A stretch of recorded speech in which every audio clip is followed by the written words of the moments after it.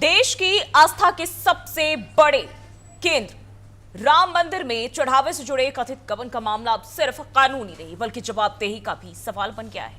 रामनगरी अयोध्या पर आज दुनिया और करोड़ों देश भर के जो लोग हैं उनकी निगाहें टिकी रही, जहां श्री राम जन्मभूमि तीर्थ क्षेत्र ट्रस्ट की अहम बैठक आज 3 बजे शुरू हुई थी और इस बैठक को राम मंदिर के भविष्य की प्रशासनिक व्यवस्था और ट्रस्ट के पुनर्गठन के लिहाज से बेहद महत्वपूर्ण माना गया।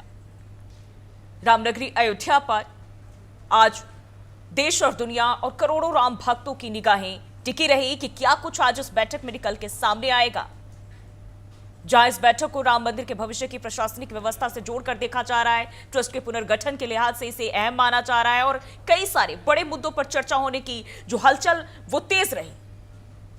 ये बैठक मणिराम दास छावनी में आयोजित की गई और इसमें ट्रस्ट के कोषाध्यक्ष गोविंद देवगिरी, महासचिव कृष्ण मोहन, सदस्य दिनेन्द्र दास, सदस्य विश्वतीर्थ प्रसन्नाचार्य और इसके अलावा तमाम जो इससे जुड़े लोग हैं वो शामिल रहे। कई लोगों की मौजूदगी यहां देखने को मिली। हालांकि अभी भी बड़ा सवाल यही है कि क्या आस्था के सबसे बड़े केंद्र में पारदर्शिता की सबसे बड़ी परीक्षा है?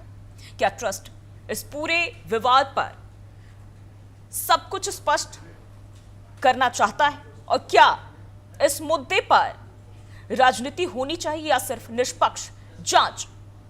आज हम इसको लेकर चर्चा भी करेंगे। हमारे साथ खास मेहमानों का पैनल भी जुड़ेगा, उनसे हम बातचीत करेंगे क्योंकि अब देखें तो प्रेस कॉन्फ्रेंस भी मंदिर ट्रस्ट की तरफ से की गई है और कई सारी अहम बातें कही गई है।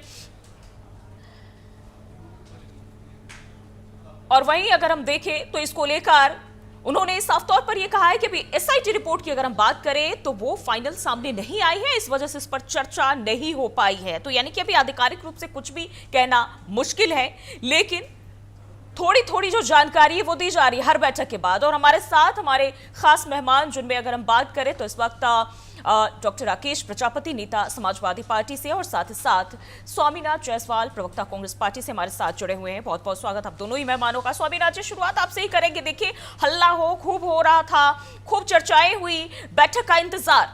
आज की बैठक की अगर हम बात करें, बहुत ही अहम, कई मायनों में अहम। अब दूसरी तरफ देखें तो इसके एसआईटी जांच को लेकर भी दोबारा कहा है कि भैया वो भी जांच करी जाए दोबारा से, तब कुछ जो है स्थिति स्पष्ट हो पाएगी। अब आज जो बैठक हुई है उसको लेकर सबसे पहले प्रतिक्रिया आपसे।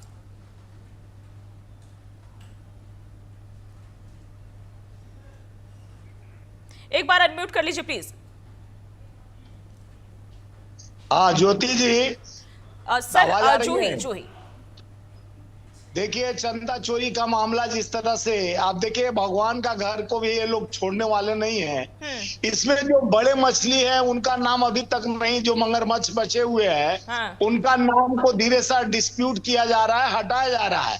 ये जब श्रेय लेने वाले हर चीज का श्रेय लिए, राम मंदिर मैंने राम को लाए हैं और राम का मंदिर ध्वज निर्माण और प्राण प्रतिष्ठा से लेके सबका श्रेय लिए, लेकिन जो श्रेय लेना था वो चोरी का श्रेय क्यों नहीं ले रहे हैं?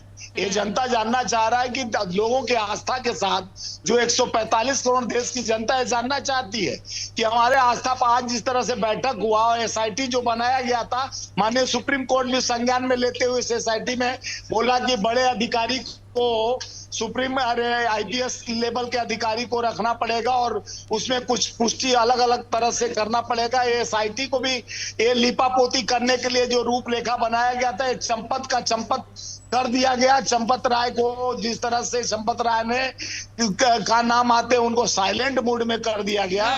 यह देश के लोकतांत्रिक व्यवस्था पे धप्पा लगा हुआ है।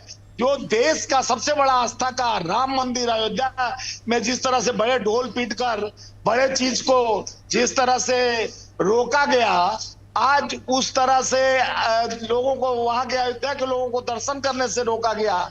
उस बड़ा प्रोग्राम दिखाया गया कि राम जी प्रकट हो गए हैं। जिस राम को आस्था से लोग देखते थे, उस आस्था को जिस तरह से ढाया गया, जिस तरह से हर हृदय में बसे हुए राम को धोखा देने वाली है सरकार, जो कहते थे राम को लाए हैं। तो ये भारतीय जनता पार्टी का सबसे बड़ा यह षड्यंत्र रहा है। जिस तरह से अयोध्या में आप देखे होंगे कि इस अयोध्या में हार भी इनको हुई थी, इसी वजह से हार हुई थी। भगवान संकेत दिए थे कि हमको ये छोड़ने वाले नहीं, हमारे नाम को ले लेके ये लोग वोट मांगता है, लेकिन हमारे घर में भी डकैती डाल दिया। इतना बड़ा डकैत लोग बैठे हुए हैं।